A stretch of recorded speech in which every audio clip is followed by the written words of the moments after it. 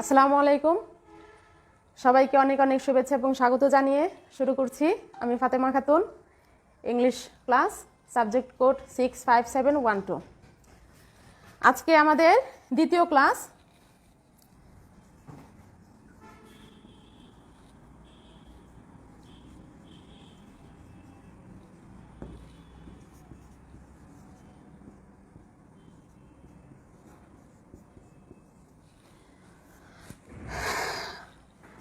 আমাদের আজকে দ্বিতীয় ক্লাস। আমরা প্রথম দিনে আর্টিকেল এর ব্যবহার একটু দেখেছিলাম এবং সেখান থেকে ছিল এ এবং এন এর ব্যবহার। আজকে আমরা দেখব হলো দি এর ব্যবহার।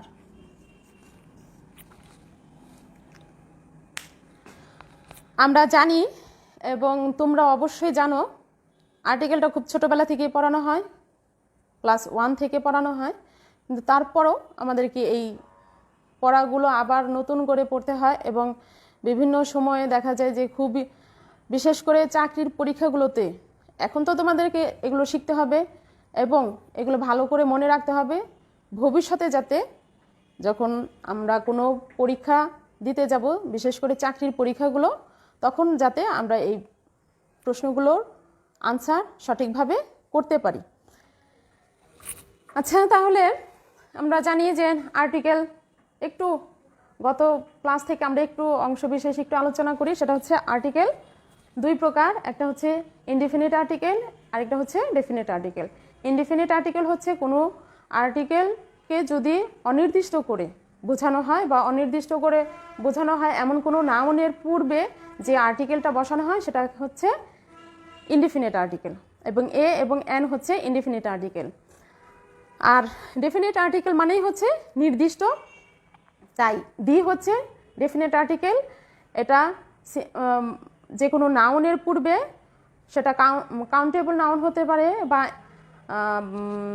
আনকাউন্টেবল নাউন, বিশেষ করে সিঙ্গুলার এবং প্লুরাল দুই ক্ষেত্রেই যখন সেই নাউনটাকে নির্দিষ্ট করে বোঝানো হয় তখনই আর্টিকেল হিসেবে দি ব্যবহৃত হয়। যেমন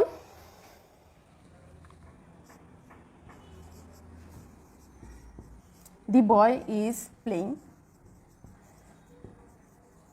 এটা হচ্ছে সিঙ্গুলার নাউন।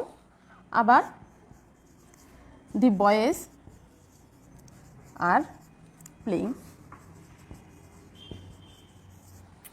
এটা হচ্ছে প্লুরাল নাউন। তাই আমরা বলতে পারি নাউনটা সিঙ্গুলার হোক বা প্লুরাল হোক, দুই ক্ষেত্রেই ডেফিনিট আর্টিকেল ব্যবহার করা যায় এবং যখন এই নাউনটাকে নির্দিষ্ট করে বোঝানো হবে তখনই আর্টিকেল হিসেবে দি ব্যবহৃত হবে।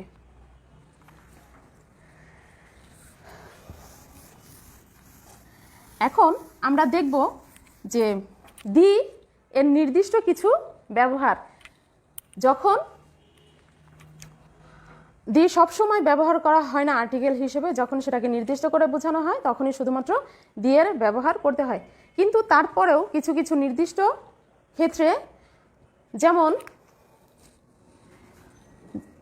আমরা যদি বলি যাদের সংখ্যা বা যার সংখ্যা পৃথিবীতে একটি, এরকম নাউন যখন বোঝানো হয় বা এরকম নাম যখন বোঝানো হয় তখন সেই ক্ষেত্রে আর্টিকেল হিসেবে দি বসে। যেমন the earth, the moon, the সান। তারপরে দিকের নামগুলো একটাই, নির্দিষ্ট, তাই এদের পূর্বে দি হবে। দি east, the West,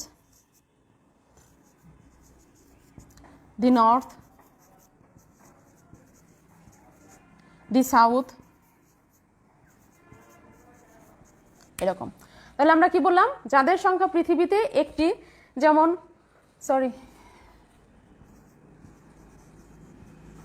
the earth, the moon, the sun, the east, west, north, south, মানে যাদের সংখ্যা পৃথিবীতে একটি, সেই সমস্ত জিনিসের পূর্বে বা নামের পূর্বে আর্টিকেল হিসেবে দি বসে।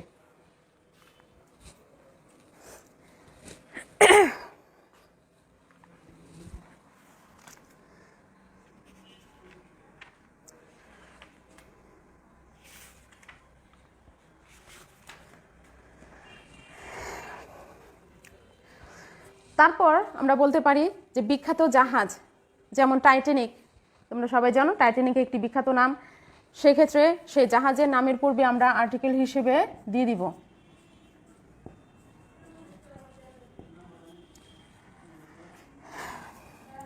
তারপরে হচ্ছে যে কোনো নিউজ পেপারের নাম। নিউজ পেপার মানে কি? সংবাদপত্র, সেটা ন্যাশনাল হতে পারে, ইন্টারন্যাশনাল হতে পারে, অথবা লোকাল নিউজ পেপার হতে পারে। তাহলে নিউজ পেপারের নামের সাথে সবসময়ই দিয়ে হবে।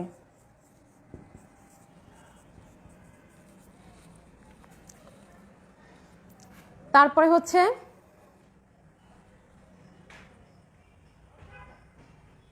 বিখ্যাত দ্বীপ, দ্বীপের নামের পূর্বে আর্টিকেল হিসেবে দি বসে।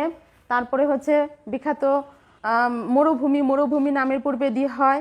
এছাড়াও কোনো মুভমেন্ট বা আন্দোলন বা সংগ্রাম, তাদের নামের পূর্বেও দি হয়ে থাকে, যেমন ফ্রেঞ্চ রিভলিউশন বা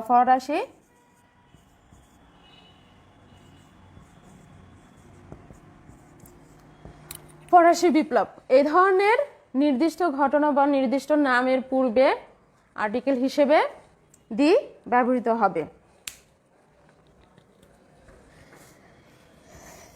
এইগুলো গেল মোটামুটি এই সমস্ত জিনিসগুলো আমাদের জানা। এরপরে আসো, তোমরা কি দেখতে পাচ্ছ বা বুঝতে পারছো আমার ক্লাস?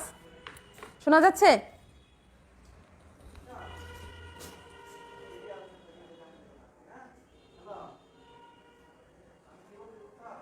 হ্যালো, কথা শোনা যাচ্ছে আমার? বা তোমরা কি দেখতে পাচ্ছ?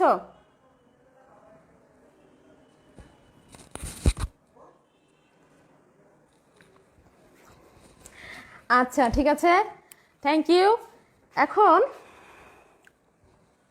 আমরা দেখি এছাড়াও আমরা কোন কোন ক্ষেত্রে আর্টিকেল ব্যবহার করে থাকি, বা বিশেষ করে দি কখন কখন আমরা ব্যবহার করে থাকি।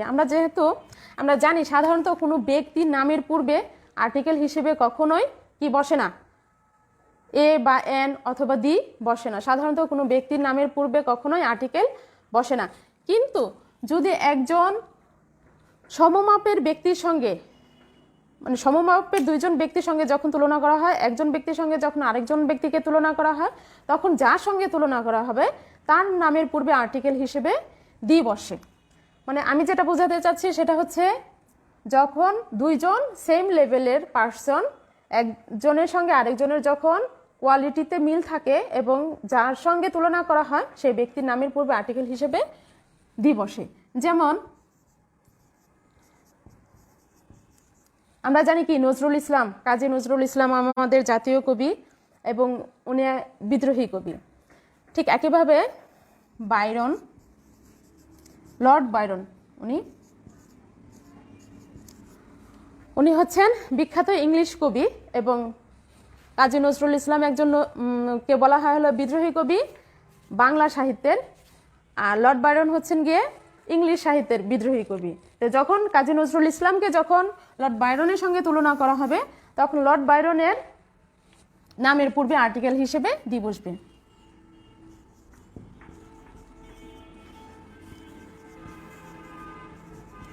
Nazrul is the Byron of Bangladesh.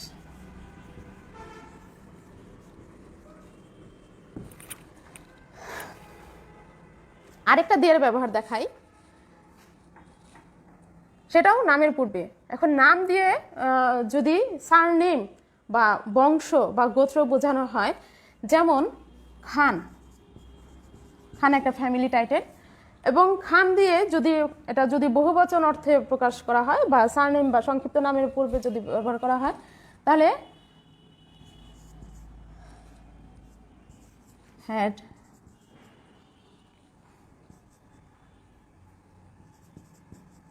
come, Khan had come to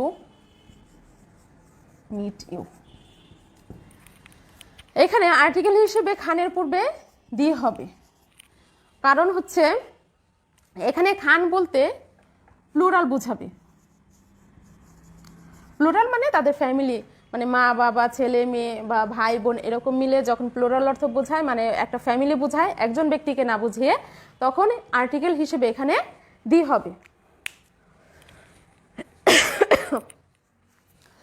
এরপরে আসো আমরা আরেকটা পয়েন্ট বলি, সেটা হচ্ছে যে দেশের নাম। দেশের নামের পূর্বেও কখনোই কোনো আর্টিকেল ব্যবহৃত হয় না। বোঝা যাচ্ছে আমার কথা?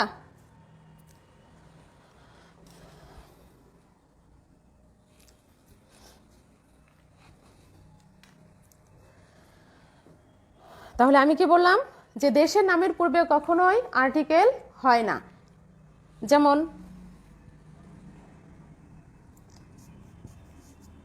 the name of our country is Bangladesh. আমাদের দেশের নাম কি? বাংলাদেশ। কিন্তু যদি বলা হয় যে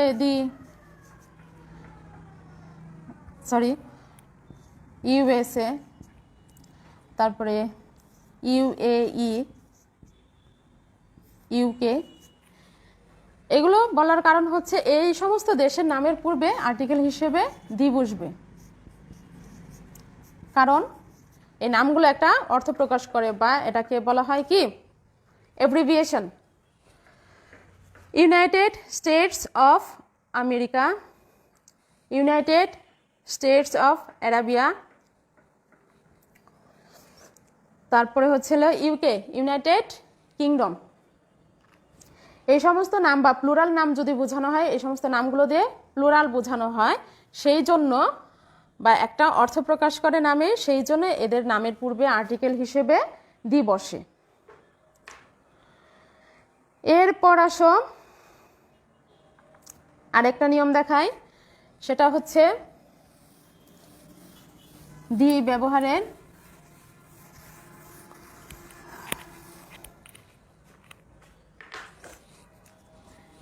noun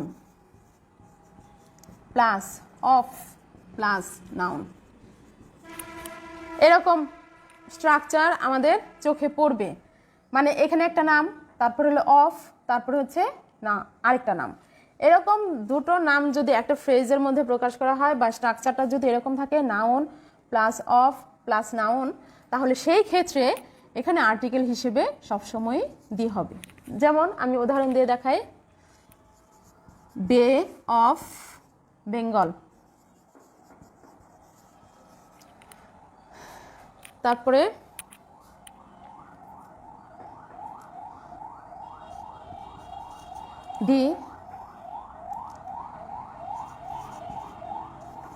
the gold of this ring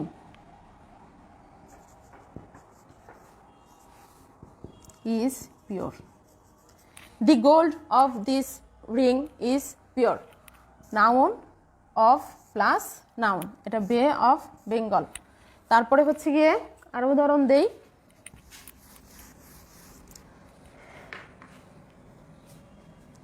the water of this pond is pure। এরকম এরকম যদি থাকে তাহলে সবসময় আর্টিকেল হিসেবে দি বসবে।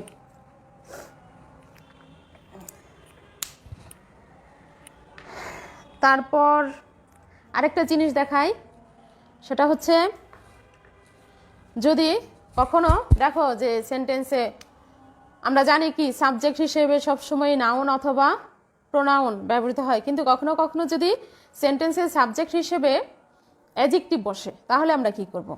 যেমন honest,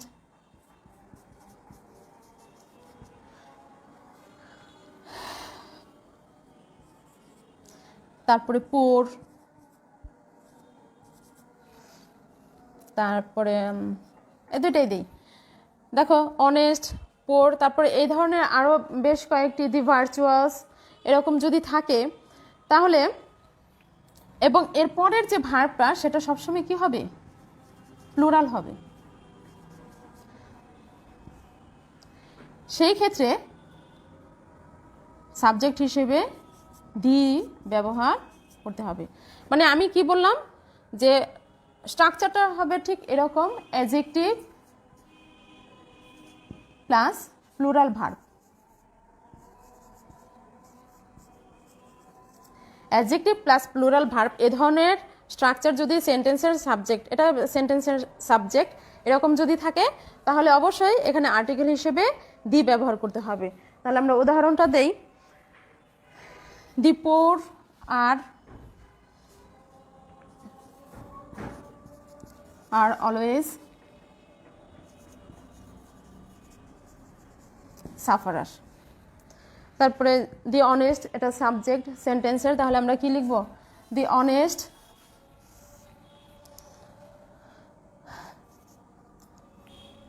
are not always happy. The honest are not always happy, এই ধরনের সেন্টেন্স থাকবে।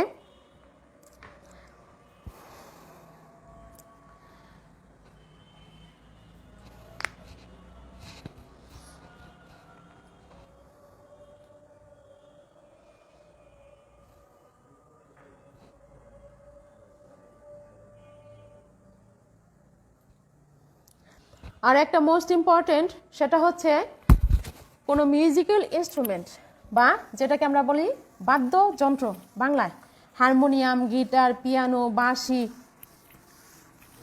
এই ধরনের যে নামগুলো সেগুলো যদি ইউজুয়ালি ব্যবহার করা যায়, যে আমার গিটার আছে বা তোমার পিয়ানো আছে, এই ধরনের যদি হয় তাহলে সেক্ষেত্রে আর্টিকেল হিসেবে এ বসবে। যেমন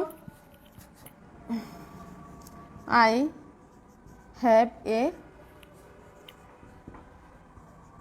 পিয়ানো। কিন্তু যদি এই ইনস্ট্রুমেন্টটাকে বাজানো অর্থে বা প্লে করা অর্থে বোঝানো হয় তাহলে সেই ক্ষেত্রে আর্টিকেল হিসেবে কিন্তু দি বসবে। He can play, he can play flute, সে বাঁশি বাজাতে পারে। তাহলে কি বললাম? দুইটা পার্থক্য, দুইটা জিনিস খেয়াল করতে হবে। সেটা হচ্ছে যে আছে অর্থে বা নর্মালি আমরা যদি বলি তাহলে সেক্ষেত্রে আর্টিকেল হিসেবে এখানে এ বসবে, আর যদি বাজানো অর্থে বা সে বাজাতে পারে সেই অর্থে হলে আর্টিকেল হিসেবে এখানে দি অবশ্যই ব্যবহার করতে হবে।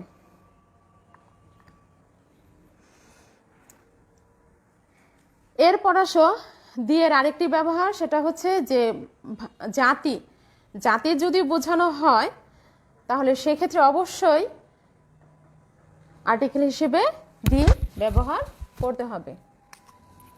যেমন the English are a brave nation.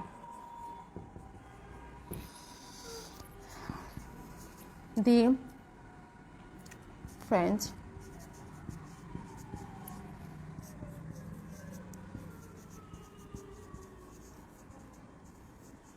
the Bangladeshi।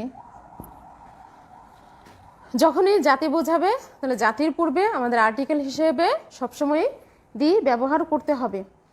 তারপরে হচ্ছে গিয়ে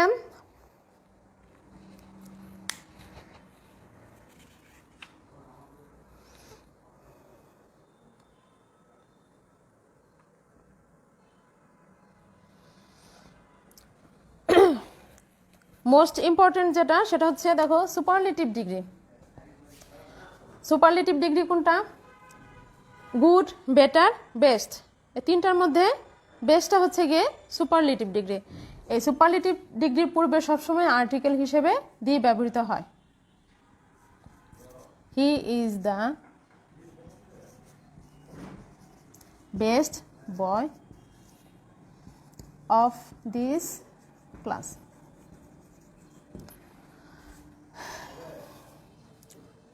এটা হচ্ছে সুপারলেটিভ ডিগ্রি। সুপারলেটিভ ডিগ্রির পূর্বে সবসময় দি হবে। তারপরে হচ্ছে অর্ডিনাল নাম্বার। অর্ডিনাল নাম্বার কোনটা? অর্ডিনাল নাম্বার হচ্ছে first, second, third, fourth, fifth, এই ধরনের যে নাম্বারগুলো আমরা ব্যবহার করে থাকি সেটা হচ্ছে অর্ডিনাল নাম্বার। এই অর্ডিনাল নাম্বারের পূর্বে সবসময় আর্টিকেল হিসেবে দি হবে। দি একটা সেন্টেন্স লিখি, he is the first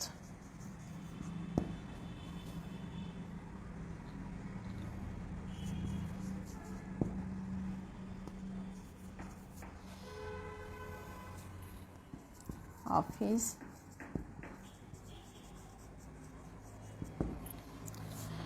he is the first child of his parents.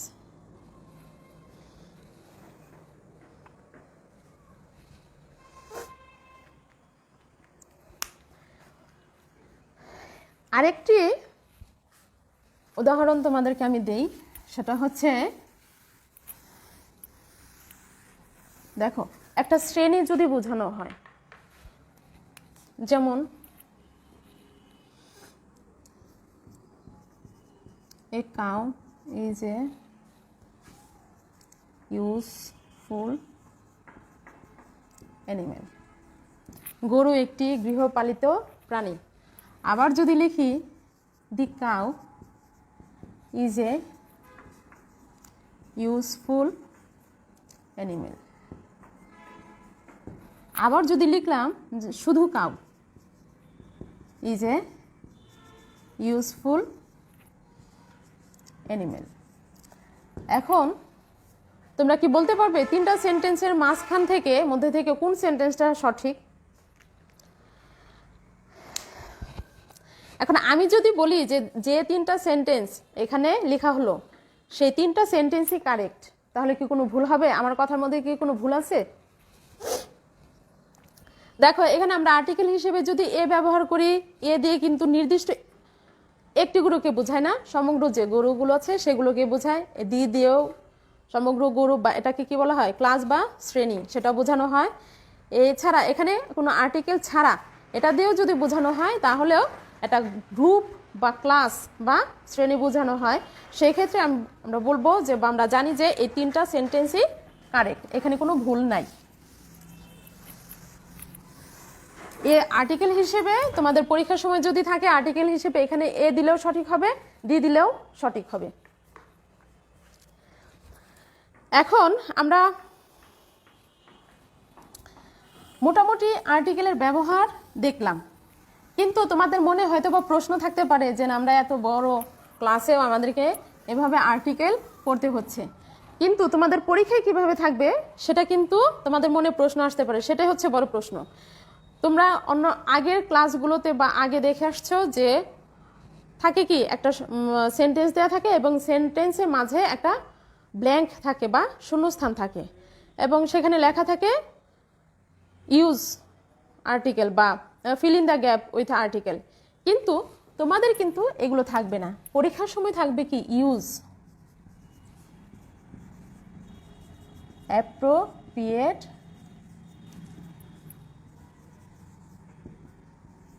article. Use appropriate article where it is necessary. প্রশ্নে থাকবে যে use appropriate article where it is necessary, আর্টিকেলটা যে জায়গায় প্রযোজ্য সেই জায়গায় এটাকে ব্যবহার করতে হবে এবং তোমার জন্য কোনো ব্ল্যাঙ্ক থাকবে না, কোনো শূন্যস্থান থাকবে না, শুধুমাত্র একটা সেন্টেন্স তোমার উদ্দেশ্যে লেখা থাকবে এবং সেই সেন্টেন্সটা থেকেই কোন জায়গায় আর্টিকেলটা ইউজ করতে হবে তোমাকে বুঝে নিতে হবে বা খুঁজে নিতে হবে। সেই ক্ষেত্রে আমি তোমাদেরকে একটু বলে দিতে পারি, সেটা হচ্ছে যে আর্টিকেলটা সবসময়ই কোনো নাউন বা নাউন ফ্রেজের পূর্বে বসবে। সেই নাউনের সাথে অ্যাডজেক্টিভ থাকতে পারে, অ্যাডভার্ব থাকতে পারে, আদার্স ওয়ার্ড থাকতে পারে, কিন্তু নাউন ছাড়া কখনোই কিন্তু কি হবে না, কোনো আর্টিকেল বসবে না। এটা একটু খেয়াল রাখবে।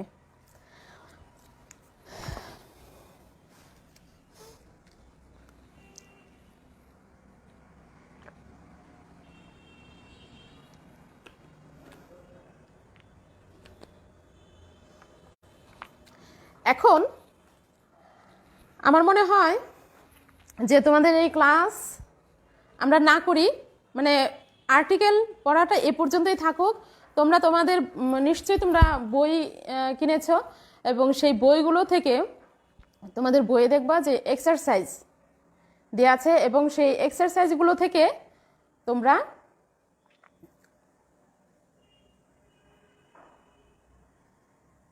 হ্যালো, আমার কথা কি শোনা যাচ্ছে?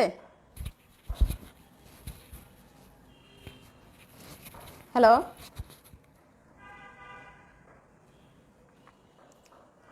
কথা শোনা যাচ্ছে আমার?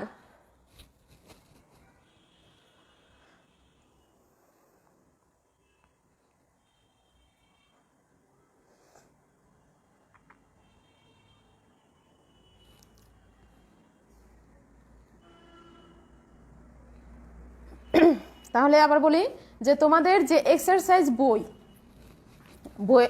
যে বইগুলো তোমাদের বা কিনে নিয়ে আসছো, বিভিন্ন পাবলিকেশনের বই মার্কেটে পাওয়া যায়, এবং সেখান থেকে বললে হবে যে কারিগরি যে বইগুলো, সেখান থেকে তোমাদের যে ইংলিশ বইটা সেটা তোমরা নিয়ে নিবা, এবং নেয়ার পরে সেই আর্টিকেল যে চ্যাপ্টার, সেই চ্যাপ্টার থেকে কিছু এক্সারসাইজ করে নিবা। এক্সারসাইজ দেয়া থাকে, আর সবচেয়ে বেশি ভালো হয় সাথে তোমরা যে বিগত কয়েক সালের 2 বা 3টা বছরের দেখা যাবে যে 4টা করে প্রশ্ন, প্রতি বছরে 2টা করে পরীক্ষা হয়, আবার 2টা করে পরিপূরক পরীক্ষা বা সাপ্লিমেন্টারি পরীক্ষা হয়। সেই প্রশ্নগুলো যদি সলভ করো তাহলে দেখা যাবে যে তোমাদের আর্টিকেলটা মোটামুটি কমপ্লিট। এখন যদি এরপরে আমাদের যেহেতু ইংলিশটা অনেক বড় একটি চ্যাপ্টার, আমি চাচ্ছি যে আর্টিকেলটা এ পর্যন্ত রেখেই নেক্সট যে আরেকটি যে পড়া, সেখান থেকে নেক্সট পড়াটা শুরু করতে আজকে একটু লিখে দিব, এবং পরবর্তী ক্লাসে সেই পড়াটা আমরা শেষ করব। আজকে আমরা ভয়েস চেঞ্জ নিয়ে আরেকটু আলোচনা করি। আর্টিকেল যে পর্যন্ত পড়ানো হলো, অনেক নিয়ম থাকতে পারে বা আছে, কিন্তু তারপরেও তোমরা সেগুলো একটু পড়ে নিবা এবং প্র্যাকটিস করতে হবে। প্র্যাকটিস যদি না করো, বাসায় যদি না করো, তাহলে দেখা যাবে যে কি এই পড়ানোর কোনো মানেই হয় না বা কোনো লাভে আসবে না তোমাদের পড়াটা। তাহলে আমরা আজকে শুরু করবো হচ্ছে কি ভয়েস, আমাদের নেক্সট যে চ্যাপ্টার, বা বাংলায় যেটাকে বলা হয় বাচ্য। আমাদের বাংলা জানার দরকার নেই, আমরা ইংলিশটাই দেখি। ভয়েস,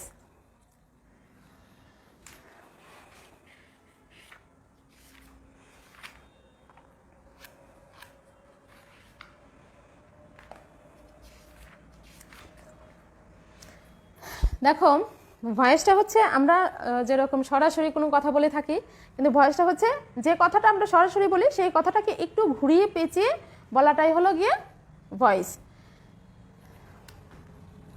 যেমন আমি ভাত খাই, এটা যদি বলি সরাসরি, তাহলে আরেকজনকে তাহলে সেটা কি হবে, সেটা কিভাবে বলতে হয়?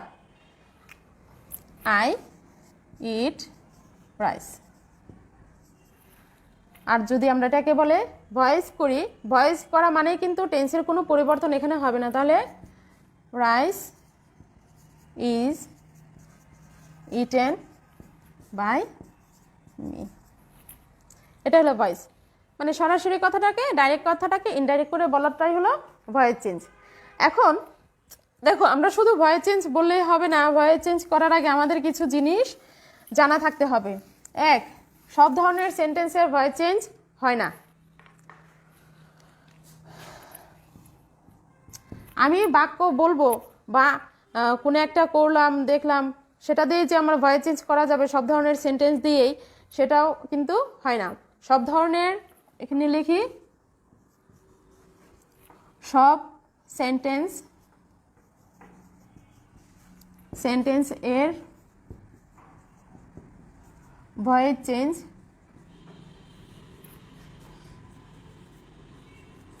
হয় না। তারপর হচ্ছে সব টেন্স সব টেন্সেরও ভয়েস চেঞ্জ হয় না।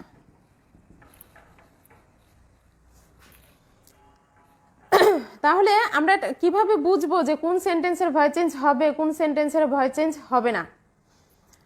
দেখো, সেটা চেনার সহজ একটা উপায় হলো যে সেন্টেন্সে সাবজেক্ট বা কর্তা বা ব্যক্তি সেই কাজটি নিজে করে, সেই সেন্টেন্সগুলোটি শুধুমাত্র ভয়েস চেঞ্জ হয়।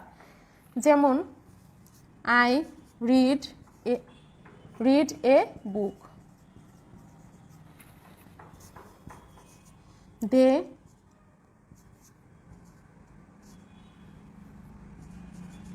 আর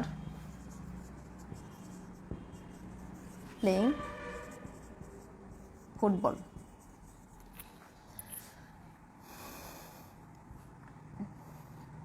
She saw a bird. দেখো, I read a book, এখানে কি সাবজেক্ট বা কর্তা, সেই সাবজেক্টটি নিজে কি করছে, এই কাজটি করছে বা করে। দে আর প্লেইং, তারা প্লেইং কারা করছে, দে মানে কি তারা। তারপরে হচ্ছে গিয়ে দেখো শি স এ বার্ড, সে একটি পাখি দেখেছিল। কে দেখেছিল, সে দেখেছিল।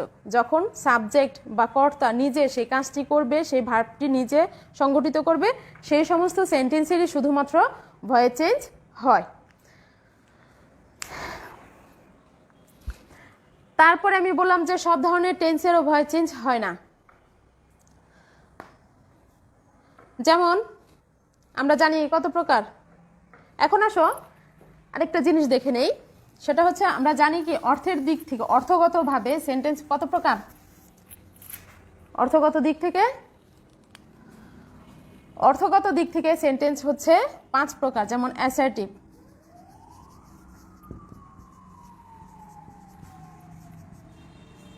assertive sentence,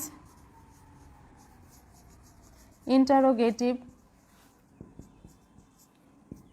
sentence, তারপরে হচ্ছে imperative sentence।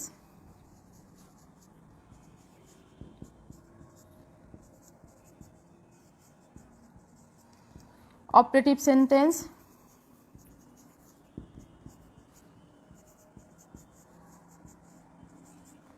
লাস্ট যেটা হচ্ছে এক্সক্লেমেটরি সেন্টেন্স।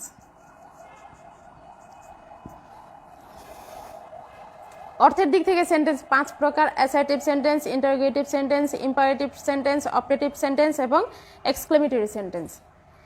এই 5 প্রকার সেন্টেন্স থেকে এই অপারেটিভ এবং এক্সক্লেমেটরি সেন্টেন্সের কোনো ধরনের ভয়েস চেঞ্জ হয় না। ভয়েস চেঞ্জ হয় কোন ধরনের? এই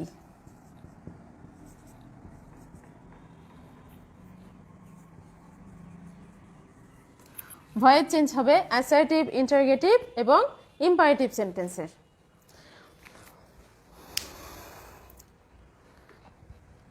তোমাদের বুঝতে সমস্যা হচ্ছে?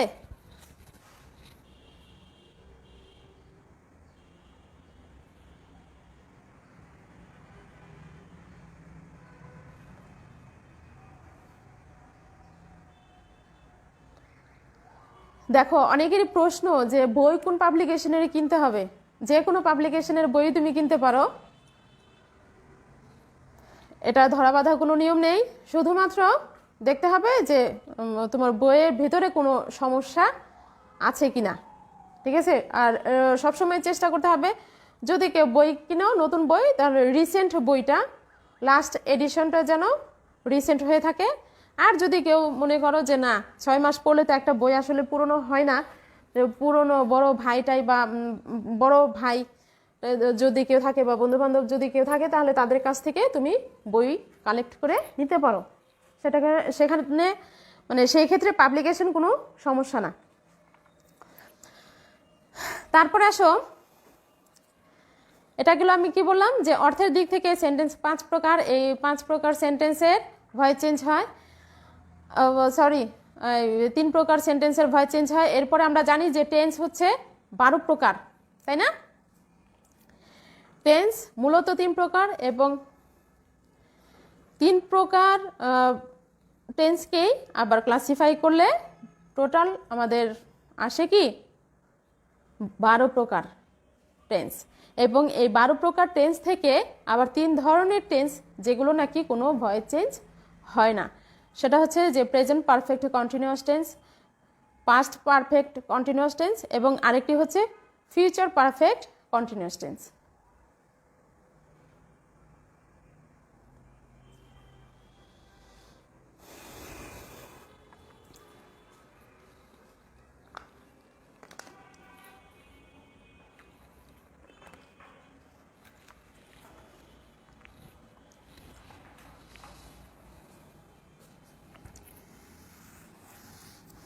আরেকটা মোস্ট ইম্পর্টেন্ট কথা তোমাদেরকে আমি বলে দেই, সেটা হচ্ছে যে অ্যাসার্টিভ সেন্টেন্সটা মুছে ফেললাম। অ্যাসার্টিভ সেন্টেন্স এবং ইন্টারোগেটিভ সেন্টেন্স করলে আমরা টেন্সের যে 12 প্রকার যে ভয়েস চেঞ্জ হয়ে যাবে সেখানেই করতে পারবো। বিশেষ করে অ্যাসার্টিভ সেন্টেন্সটা ইন্টারোগেটিভ সেন্টেন্সের স্ট্রাকচারের একটু পরিবর্তন করতে হয় এবং আমরা যদি ভয়েস চেঞ্জ করার ক্ষেত্রে স্ট্রাকচারটা ফলো করি বা নিয়মগুলো ফলো করি তাহলে আমাদের অ্যাসার্টিভ সেন্টেন্স এবং কি ইন্টারোগেটিভ সেন্টেন্সে মোটামুটি কভার হয়ে যাবে। এখন দেখো আমি টেন্সগুলো লিখি এবং সেই টেন্সগুলোর সাথে আমরা জানি কি ভয়েস চেঞ্জ করতে গেলে, যেমন আমি একটা উদাহরণ দিয়ে নেই, আই রিড এ বুক। দেখো আমাদের অনেক বড় সিলেবাস এবং এই সিলেবাসটা যত দ্রুত সম্ভব শেষ করতে হবে, কারণ পরে দেখা যায় কি সিলেবাসটা শেষ করাই যায় না, এত বড় syllabus. A book is read by, I থাকলে কি হয় মি, তার মানে কি অবজেক্টটাকে সাবজেক্ট করতে হয়, এই সাবজেক্ট অনুযায়ী এবং এই যে মূল ভার্ব, এই ভার্ব অনুযায়ী আমাদেরকে একটি মূল ভার্বের টেন্স অনুযায়ী এবং নাম্বার অনুযায়ী একটা অক্সিলারি ভার্ব ইউজ করতে হয়, তারপর মূল ভার্বের পাস্ট পার্টিসিপল দিতে হয় এবং শেষে গিয়ে প্রিপোজিশন ইউজ করতে হয়। প্রিপোজিশন হিসেবে বেশিরভাগ ক্ষেত্রেই কি বসে বাই, এছাড়াও আর কি বসে অ্যাট, উইথ, ফর, এগুলো ব্যবহৃত হয় প্রিপোজিশন হিসেবে। তারপর যে সাবজেক্টটা সেটাকে অবজেক্ট করে ফেলতে হয়। এখন দেখো আমরা কি বললাম, আমরা দেখি এই যে ভার্বটা বললাম যে টেন্স অনুযায়ী এবং সাবজেক্টের কি অনুযায়ী, পার্সন অনুযায়ী বা নাম্বার অনুযায়ী আমাদেরকে এখানে একটা অক্সিলারি ভার্ব ইউজ করতে হয়। সেই ক্ষেত্রে এখন আমি লিখে দেবো যে কোন টেন্সের ক্ষেত্রে কোন কোন ভার্বগুলো ইউজ করতে হয়। তোমরা যারা না জানো এটা যদি একটু লিখে রাখো তাহলে বেশি ভালো হয় এবং চেষ্টা করতে হবে যে ক্লাসে যে পড়াগুলো পড়ানো হচ্ছে বা বোর্ডে যে লেখাগুলো লেখা হচ্ছে সেটা তোমরা একটু নোট ডাউন করে রাখার জন্য, কারণ ভবিষ্যতে যখন ভবিষ্যৎ মানে অদূর ভবিষ্যতে যখন কলেজ খোলা হবে আমরা বিভিন্ন ধরনের ক্লাস টেস্ট নিব, এখন তো আর সম্ভব না, ক্লাস টেস্ট নিব, কুইজ টেস্ট নিব, সেক্ষেত্রে পড়াগুলো কাজে লাগবে। তারপরে তোমাদের মিড পরীক্ষা হবে, মিড পরীক্ষাতে সিলেবাসে অবশ্যই এই পড়াগুলো থাকবে, আনসার করতে হবে। তারপরে গেলে হলো তোমাদের ফাইনাল পরীক্ষা, ফাইনাল পরীক্ষার সময় লাগবে। তারপরে হলো যে তুমি যদি সেশনাল খাতা, তোমার যেটা সেশনাল খাতার জন্য এই পড়াগুলো লাগবে, তৈরি করতে হবে খাতাটা তৈরি করতে। এখন তাহলে আমি কি বললাম যে আমি টেন্সগুলো লিখে দিব এবং কোন টেন্সের ভার্বটা কি হবে, অক্সিলারি ভার্বটা কিভাবে ইউজ করতে হবে সেটা আমি একটু এখন লিখে দেই। এখন আমরা প্রথমে আসি present indefinite tense.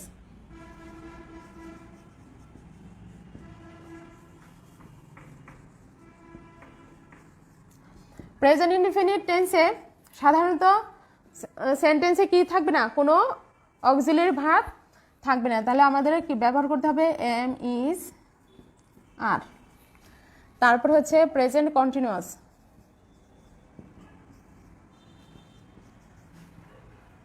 Present continuous টেন্সের সাথে এম, বিং,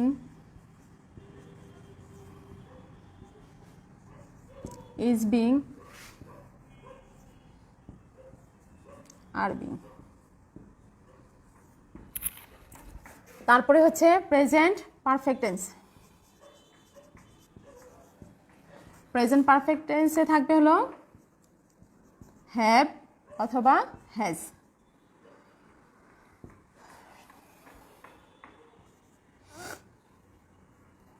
দেখো হ্যাভ বিন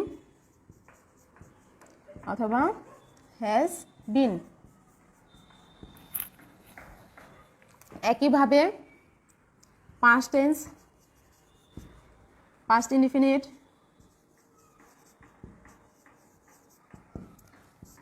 পাস্ট ইনডিফিনিট টেন্সে হয়ে থাকবে হলো ওয়াজ অথবা ওয়ার। তারপরে হলো পাস্ট কন্টিনিউয়াস,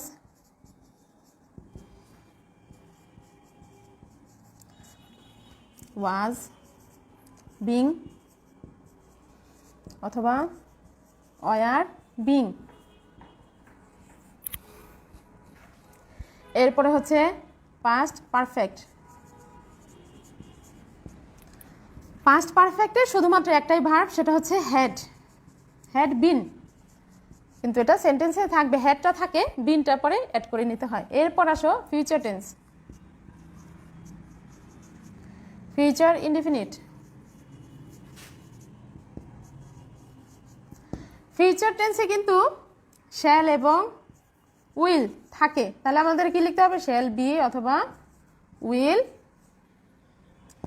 বি।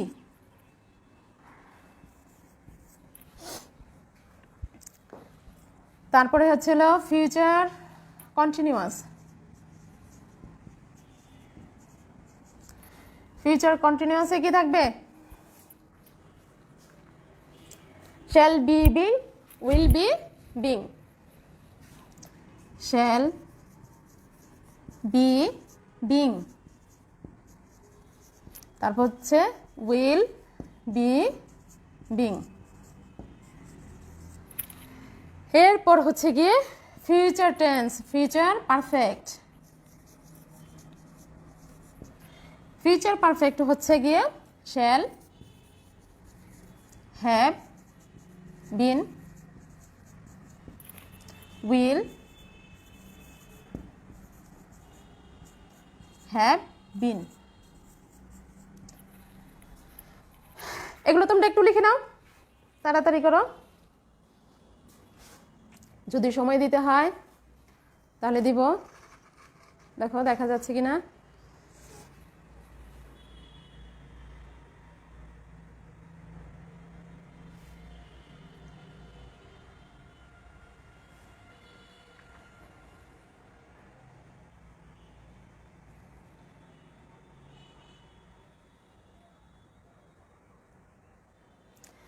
আমাদের মনে হয় সময়টা শেষের দিকে, এবং তোমাদের উদ্দেশ্যে বলি যে আর্টিকেলের যে চ্যাপ্টারটা তোমাদেরকে পড়ানো হলো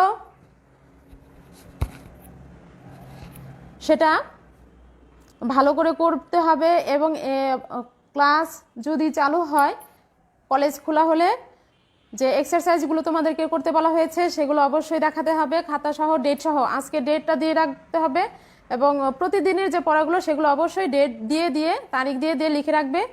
আর তোমরা এগুলো মুখস্থ করে রাখবে, এই যে ভার্বগুলো যেগুলো লিখে দিলাম এগুলো সবগুলো মুখস্থ রাখতে হবে, কারণ সব ক্ষেত্রেই ভয়েস চেঞ্জ করার ক্ষেত্রে বা যে কোনো মুহূর্তেই তোমাদের এগুলো কাজে লাগবে। তারপরে যদি না পারো তাহলে জিজ্ঞেস করবে যে কোন স্যার বা কোন ম্যাডাম পড়ায়, তখন কিন্তু মানে তোমার লজ্জার চেয়ে আমার লজ্জাটা আরও অনেক বেশি, যেহেতু আমার ছাত্র হিসেবে তোমরা যদি একটা আনসার না করতে পারো। তারপরে হচ্ছে এখানে কিন্তু কোনো মডেল অক্সিলিয়ারি ভার্ব হিসেবে শুধুমাত্র শ্যাল এবং উইল, এছাড়াও আরও কিছু কিছু মডেল অক্সিলিয়ারি ভার্ব আছে, আমি একটু দেখিয়ে দেই। ভার্বটা আজকে শেষ হয়ে যাক, যেমন দেখো shall, should, will, would, can, could, may, might. এদের সাথে কিন্তু সব সময় কি হবে? অ্যাক্টিভ থেকে প্যাসিভ করার সময় বি, আর কোনো ভার্ব হবে না, ঠিক আছে? মাস্ট, নিড, এদের সাথে সবসময় বি ইউজ করতে হবে। অ্যাক্টিভ থেকে প্যাসিভ করার সময় শুধুমাত্র বি। আর বাকি যে নিয়মগুলো এগুলোর ক্ষেত্রে ঠিক আছে, সবাইকে ধন্যবাদ ক্লাসে অ্যাটেন্ড করার জন্য, এবং যেগুলো পড়ানো হলো সেগুলো চেষ্টা করবে বাসায় কমপ্লিট করার জন্য। ঠিক আছে, ধন্যবাদ সবাইকে, আল্লাহ হাফেজ, আসসালামু আলাইকুম।